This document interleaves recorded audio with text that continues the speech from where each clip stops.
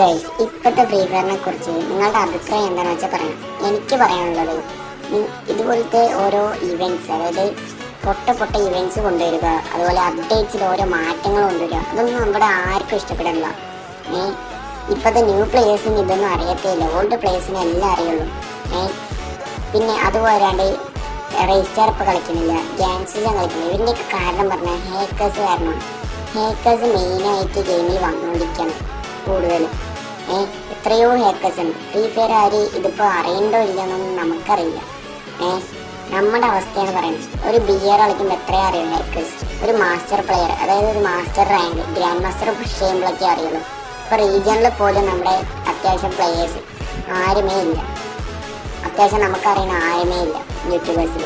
അങ്ങനെ എത്രയോ പേര് കളി നിർത്തി പോയിട്ടുണ്ട്. എത്രയോ ഓൾഡ് പ്ലേയേഴ്സ് ഗെയിമിന് കൊന്നു എന്ന് വരെ പറഞ്ഞിട്ടാണ് പോയിരിക്കുന്നത്. നിങ്ങളുടെ അഭിപ്രായം കമൻറ്റ് ചെയ്യും.